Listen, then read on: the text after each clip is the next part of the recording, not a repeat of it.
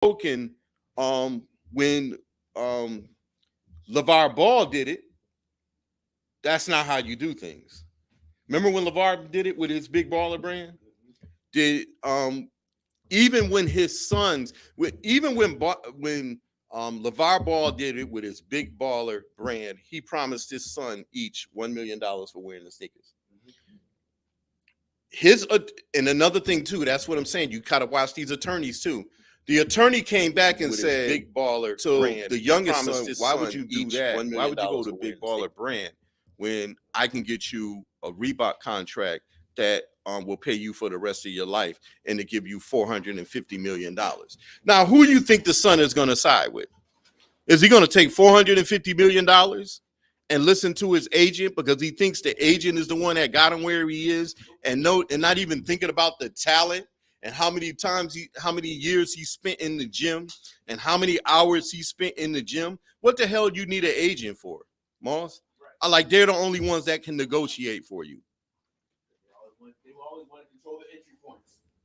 So I mean, one of the biggest pet peeves, and I've said this many times on this show, is I don't understand how you can go to college, whether you graduate or not, you become a professional athlete, whether you do the 4 years or not, and then you hire somebody else to guide you to a process to tell you what you're worth.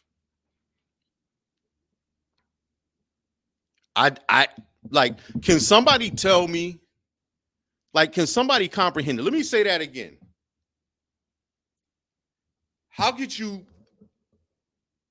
go to college, whether you graduate or not? We know some of these athletes, and I'm talking about professional athletes, leave early.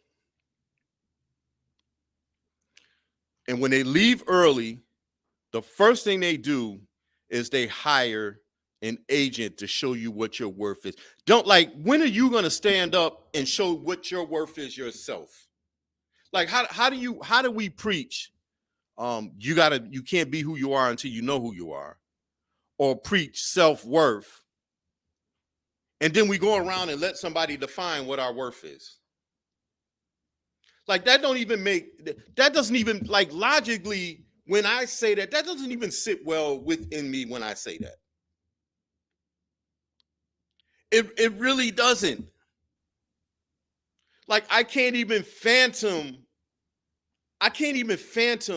somebody telling me to get my education, and boy, you need to stay in school and get your degree, and then you get a degree, and then I call somebody that don't look like me and say, "Hey, I got a degree now, and I got the talent to get me to the next level. I'm a professional athlete. But you know what? Show me how to spend my money and show me what I should do with my money." And then a lot of times we complain that these people are not giving back to the community, or they're doing what the agents tell them to do.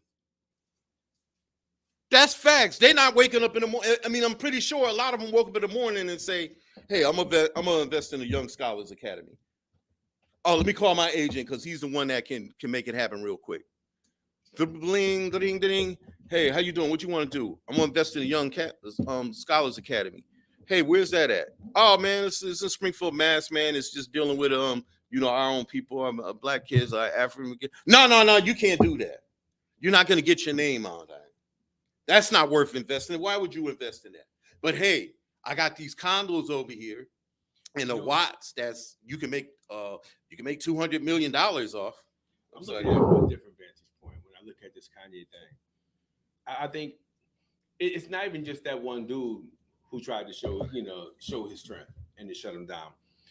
What amazes me, and I'm not mad at them for it, is how they collectively stayed on code. You understand what I'm saying? Yeah. Forget about Kanye being on the loose. Forget about all that stuff about Kanye. People need to look at the reaction, the way that they shut him down. One man put out a call, and everybody in that particular demographic, man, they all pulled the corporate plug on dude. Mm-hmm. For me, it's kind of like it's another high-tech lynching. And people may not say it like this. They'll be like, "Well, Kanye was running his mouth." And there's two things. One, as I read all the posts on Twitter, Facebook, IG, you name it, everybody's commenting. Everybody's commenting on Kanye's behavior. But we have reckless white dudes, reckless Jews, reckless Asians, reckless everybody. Saying everybody says what they want about black people. But the minute black people start speaking up and saying things, whether they're right, wrong, whether it's fact-based or whether it's completely factual, it doesn't matter. They get shut down, they become the public villain, and people pull back resources. When you have Adidas, what do you say in Germany, I guess. When you look at Adidas pulling back on that contract, knowing that they may lose $246 million for this one quarter alone. Look at all those companies, they stand to lose millions. And they're willing to do it by staying on code. It's something that we don't do. When people come out against us, we go, well, I don't know. Yeah, he ain't did me no wrong. He's cool with me. Well, I don't want to get involved. Right. They all stand together as one freaking unit, and people pull back their resources. We're the only ones that don't do that. Yeah, but let me ask you this: How long? Let me ask you this: How long has Kanye West been with Adidas? It doesn't matter. No. It does because listen, it doesn't. Here's let me tell you why it doesn't matter. Yeah. It does. What we should be looking at is their response. Forget about take Kanye out the picture. Right. And look how quick the Semitic community, historically, from the time they disrupted the Niagara movement to create the NAACP. Right. Think about it. Think about how long they've been completely involved and engaged in our community when it benefits them. All right. Well, let me say this then. What I'm saying to you is this: How long has he been with them? All right. Let's say 4 years. They've made close to $1 billion to damn near $1 trillion off him.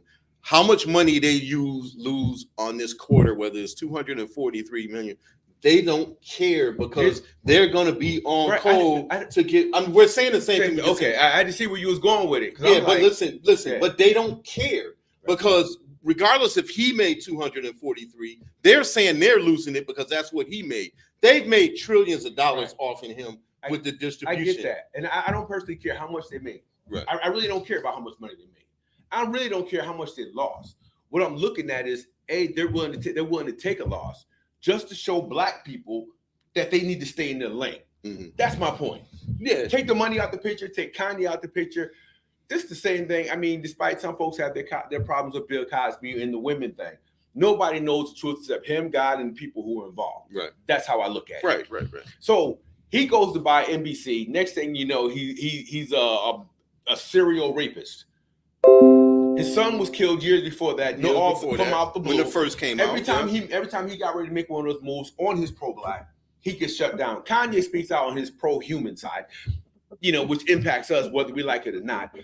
And then he gets shut down. I mean, how many people have to get shut down before we realize the people shutting him down are staying on code? But what's the common dynamic? My point is we spend our spending power. We may not be a strong economic bloc, but we spend $1.7 trillion annually. Right. Imagine if we said, you know what? All right, Adidas, you're pulling back on Kanye. We're pulling back on you. Right. I looked at my closet. You notice I always wear my You got Adidas a lot of hat. Adidas in it. I got rid of every Adidas hat. You know why? Right. I ain't buying another Adidas product. Right. I might be the only one, but that's like a good $200-$300 they'll lose for me, so I don't care. Right. Where it fits, it may just be a tiny half a teardrop in a freaking vast ocean. Doesn't matter. Right. But imagine if we all stayed on code. Right. And every time something like that happened, we go, okay, we're pulling our resources back, and we shut it down the way they did the Montgomery Bus boycott. Mm-hmm. Imagine if we have a Dominic Sarno who punishes a family center for its alliances with certain individuals. They get $500,000. Boys and Girls Club on Carew Street, the same type of situation, gets $1.2 million. Mm-hmm. His thing was a message to Keyshawn and anybody like Keyshawn. If you stand with Negroes I don't like, then I punish you financially. Right. What happens when we say, you know what? We're going to clamp down and we're pulling back resources. In the Latino community, I look at more and more Andrew Melendez, the principal, I forgot which principal. Principal just told the new black diversity officer, this is about us now. So when we get the Latino community and we get people pulling back, when they make these bold statements, we get mad instead of saying, you know what? We're going to pull back our resources. Right. When are we going to shut down, this huge block that we have? Right. Well, that's my point. Kanye, irrelevant. The bigger point is, look what they did with one phone call. Everybody got on code. They didn't say, well, I don't know. I'm me and Kanye. We're good. It has nothing to do with me. No, everybody shut down on him. Yeah. But isn't like when I was talking about the agent earlier, isn't this our problem? Is because we feel that in order for us to be successful in Atlanta, if anybody watch Atlanta, go to season 2, and there's an episode that talks exactly what we're talking about. How we feel that we need them to get to where we need to go to, when we should actually pull our resources and our own people and make our own distribution. Like we have no just crazy. How long we have no distribution, right? But does that matter? I'm just saying we have no you talking about pulling resources. It matters, but I think what's more important is that we learn to collectively respond to something and put our foot down, stop questioning. When we mutually agree on an issue and we feel that someone has committed some type of atrocity against us, whether it's verbally or physically, we need to pull our resources. Forget about we've already been accruing wealth and capital in our own ways. Yeah. Do we do it collectively? Not yet. But I think as we, across the country, there are efforts to bring the Black community together so that in standing together. Here's the deal. When people don't fear you, they do whatever they want to you. Right. But do you need them though? Of course you don't need them. Okay, so let me ask you this question. Yep. You're an artist. No. I'm not. I'm listening. You're an artist, right? Yep. You put a book out. Yep. Did you hire an agent or go through any agent or any other distribution besides what you created? I'm going to go one better. I also helped run a festival. I worked with the city of Springfield for 12 years. Did we ever ask them for a dime? No. Right. Why? Because we don't need them. We self-sufficient. The point was to prove to people in the Black community, you don't need to beg for dollars to get a festival off the ground. Right. You don't need to beg for dollars to have it last 15 freaking years when everybody, Black and white, thought it was going to fail. Right. You don't need white dollars. Right. It's like this. We have people that within the white community, the Latino community, even the Asian community that we're cool with and that we're friendly with. But at the end of the day, everybody stays on code. Mm-hmm. That's more important to me. Everybody stays on code. It's not a matter of whether I need them. I don't need anybody. All I need to do is wake up and breathe. If I want to do something, we get it done. Mm-hmm. So I think we have to teach our people that it's our response that matters. We have resources. Right. We do move collectively at times, but we don't move collectively at critical times. And I think we need to study their response. Everybody's focusing on every other aspect of this Kanye, whatever that dude's name, whatever the situation is, calling Kanye Kanye's wealth, accrue of wealth to be, whatever it is, for them to, interrupt it. For them to interrupt this process. The bottom line is we need to look at their response, and we got to ask ourselves, do we respond like that? Well. That's a good question, but also now going back. We're not arguing. No, it's how we talk. I'm good. That's how good. But and that response, we also look at to understand that how we got in this position anyway, because why do we always have to respond? You know what I'm saying? When we keep putting ourselves in these positions with the distribution, and I know I'll get off the radio right now, and if me and you said, hey, let's go down to every single Black person in our community and ask for $200 to get the festival off right now, we know only 5% of the people would join us. Here's what you're doing right now. You're doing what every Black person does. We always find a way to make us be the villains to us. You just did that. No. Think about what you just said. We just do it back on how Black people won't step up and support, although there might be 5 who will. No, let's take them out the picture. We have to respond because whether we like it or not, I know some folks think Black people have always been here. Some of us can trace our ancestry to them damn slave ships. We live in a country where we've always been the enemy. We're always under attack. We're always at war. And we're the only community that does not respond. Well, you said, why do we always have to be in a position to respond? I said that, right. The minute they started breaking us down and breaking our souls and enslaving our souls in this freaking godforsaken country, brother, we've always been in a position where it's either fight or flight. And you know what we've been choosing? Flight. Yeah. So listen, okay, that case, okay, you bring up a valid point. So if we need to start studying their responses, then when are we going to start responding? When are we going to start studying their responses? Because we can't keep talking about we're alive what today. we're going to do. We're alive today. Right. What do you mean when? It's not a matter of when anymore. Mm-hmm. Look at what's happening politically in this city. We have a new gatekeeper. Mm-hmm. Think about it. People are organizing around the fact that there's a new gatekeeper determining whether or not we will work, whether or not we will eat, whether or not we will get any municipal support. It ain't white, it ain't Irish, it ain't the Italians, it ain't the Jews. It's a whole new group, right? And we have to organize around that. So it's not a matter of it's a matter of right now, right? And my point, and I talk like this for the listeners who may say, "Yo, they go D Moss, he's kind of crazy." No, there's a sense of urgency. Right. We're losing this battle, whether you like it or not. This country has been at war with Black America. I got, apparently, according to the Facebook post, I guess that's the reason why I got fired, not all the other stuff that Dominic came after me for. But the thing is, we've been under attack. And it's like, we're always acting like we're not. We're in the middle of a war. We're always, I agree with you. We're always on attack. But so now we have to start analyzing our responses. Mm-hmm. We have to analyze it for effectiveness. We have to analyze it for long-term longevity. We have to make sure everything is strategically correct. Every move has to be calculated. And I say it on the air, but what strategies are, we talk about privately. Right. But I think I agree with that. I agree with that too. Because not all of us is gonna be on code. Not all of us is gonna want to respond. And I am throwing it back on us because continuously. And I'm not. You know why I'm not? What? My father's grandfather was a slave. Mm-hmm. My father's great grandfather was a slave. My father's grandfather. I'm on Ancestry.com and I'm looking at when Doc Moss was born. I'm looking at when Hamp Moss was born, and I'm going all the way back as far as their records have. Right. We've always been enslaved. So my generation is really technically. My dad grew up a sharecropper. You know what that is? Slave. My generation was the first free generation. Farmer, slave, I get it. Slave. I get it. We were sharecroppers. We grow $1 million worth of crops and we get paid $20 for it. That's slave.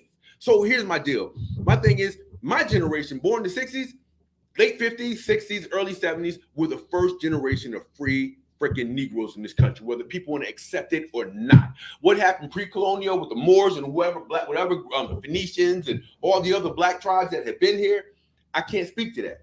I can speak to where I am now. And my folks are dealing from post-traumatic stress slave syndrome. And when they wonder why they can't get up and move the way they're supposed to, man, our folks have been conditioned to see themselves as slaves, to see themselves stuck in this hole that we can't get ourselves out of. Every time we go in attack mode, it's always, why you want to talk about that person? Why are you making it bad for Black people? We get it all the time. Well, no, I'm gonna jump on your side. We gotta break that condition. No, but I'm gonna jump on your side now. Yep. It ain't always attack mode.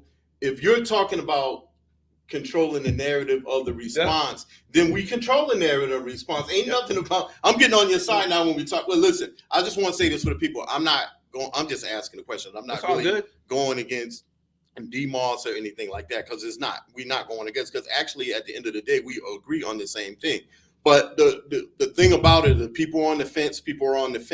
But what I'm saying is, when are we going to control? We can control our response anytime. We just need to start controlling it.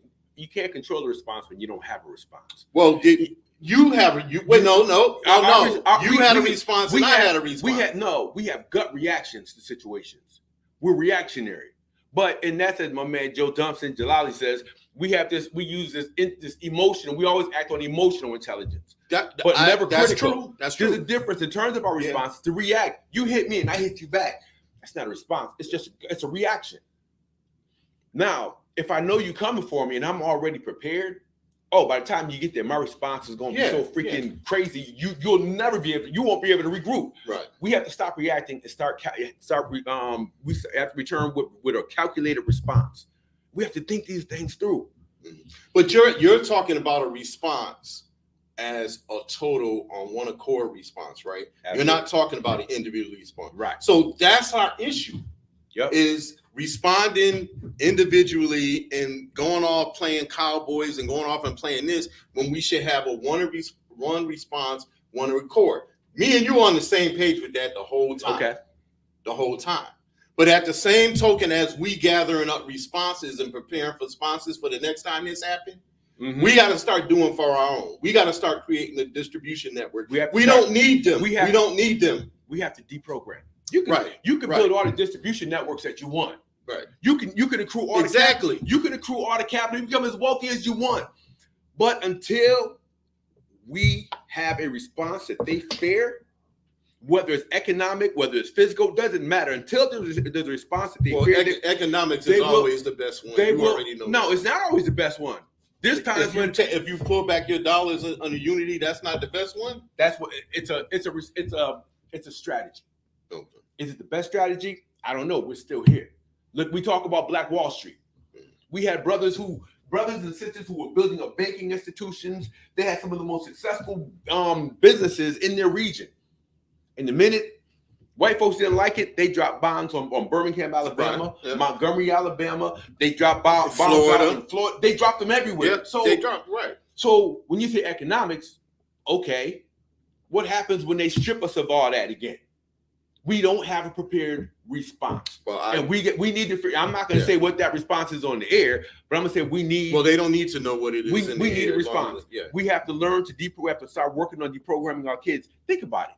2022, we're still sending our kids to be educated by our slave masters, slave masters, great grandchildren. I don't understand. And they're teaching them the same thing that they taught me, the same thing they taught my dad, same thing they taught my dad's dad and his dad and his dad. You just an NIGG whatever. Right. So we're still training ourselves to do that. Every time I look at all these black churches across the city, they're still teaching kundum. And I know people may get mad, but I don't care. Right. There has to be a sense of urgency. Well, you got to change in order for you to have a valid response. You got to change the mind and the mindset of thinking. We agree on that. Yeah. Gary Porter said something one time. He said we have to Africanize ourselves, and we don't do that. Mm-hmm. We talk all this junk. We throw a million labels on who we are based on what region and how, whatever the case may be. But until we begin to see ourselves as a tribe and tribe up, then it's all rhetoric. Tribe up. We need to tribe up. Okay. Period. Mm-hmm. My tribe first. My tribe eats or nobody eats. Period. Right. Our tribe eats or nobody eats. Mm-hmm. You know, we really have to build that wall around ourselves. We're running around calling ourselves allies with all these other groups who have no alliances with us. Well, we should, and that's one of the things about it is we need to have allies within ourselves first before we expand with other groups. That's one. But at the same token, we haven't united and we haven't defined who we are really as a person. So I agree with you on that. Why are we sitting up there? We don't even like. I'm gonna go back to this again. Half of us don't even like each other, but we can go and support them. And you're doing it again. Yeah. Let's throw that negative energy out there. Let's not focus on what we need to do with the rest of the world that's attacking us. Let's always start back attacking inwards in the name of pro-blackness. That's not helping us. My thing is we're united, right? Yeah. We work well together, right? There's other people who are in the fold that we work well with, right? Right. So there's unity. But we don't have to share that. Is there unity? We don't have to share that. Right. I understand that. Right. But I think is there unity? My thing is we have black people who are listening. What we don't need to continue to tell ourselves is that we don't unite and that we don't do anything together. What we need to do is look at our capacities and give examples of when we do work together and what the outcome typically is. I'd rather focus on that than focus on I don't work with this one and those right there don't work together. We got to stop that mess. I can't say, everybody can't swing fists, but I do know that we got cats in our neighborhood who can swing fists. Everybody don't walk around with guns, but we have people who carry guns.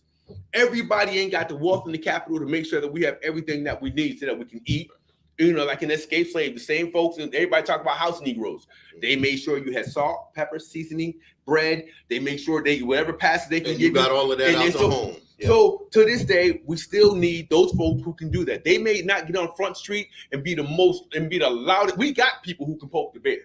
Let them do that. But we need to recognize the folks that we do have, the roles that they play. And as long as everybody plays their role, we're in it. We don't, when we talk about unity is a matter of perspective. I look at it with the glass half full. Everybody else is looking at it with a glass half empty. I know that when I got ready to leave City Hall and they came for me, when I asked the community to come out, I just know that my people was there. They were there. We came out. So do I really have? Did everybody come out for you? I'm not. It doesn't matter. Playing the folks, that. No, but I'm not playing the that folks game, who didn't come, irrelevant. Right. Don't matter. The people not in the room don't matter to me. What matters to me are the people in the room. So why are you worried about what allies is other people? I'm talking about them allies outside our community who jerk us over every single time. Okay. Everybody, it's black and brown until Brown gets to guard the gate. They guard the gate to the supermarket, the bank, the arsenal, everything. And then they look at us and they go, no, you can't come in here. This is for us only. What happened to the alliance? We aligned ourselves. So we need a response to them. We aligned ourselves with the Jews. We need the Jews did the same thing. We aligned. There was a time when the Irish weren't even considered white. You know what the Irish pulled their resources with? Black people on the plantations. Right. When the Irish got to the point when they became the gatekeepers, they were our allies, right? Right. They moved right on. Right. Everybody does, and we're always left out in the freaking rain by ourselves. Right. We have no allies. We have no friends as a collective. There are people we can be friendly with, we can be cool with. I don't care if they're your family member. I don't care if you go to bed with them and wake up to them. Just understand politically and socially, economically, we have to see ourselves as a tribe. And we have to tribe up or we do nothing. Tribe up. I get you on period. That one. We all we got. That's all we got. That's true. That's true. And so the people who say we don't, I guarantee Kanye's gonna cross that bridge like everybody else and telling everybody, "Come on, man, we all black." Right. And you know what we're gonna do? And that's coming. We're gonna say, "Yes, bro, come on back," because he is family. We take the prodigal son home every day, and the thing is, part of the tribe. Period. All right. So on that note, we just lost volume on the live. We just what? Somebody said we lost volume on the live. It's all good. It's recorded. We're gonna keep it going. Yeah, it's recorded. We got a minute left. We got to get out. Actually, we got to get out of here for Health Matters. So once again, are we on? You still want to stay live on here and go off on 90.7? We're about to go off on both.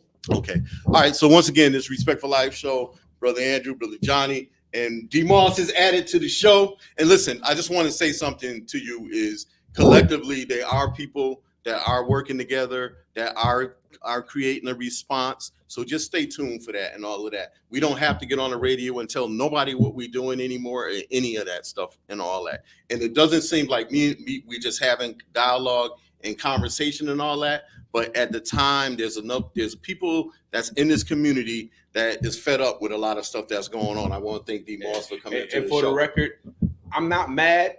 It may seem mad. We just have to establish a sense of urgency. And this is urgent.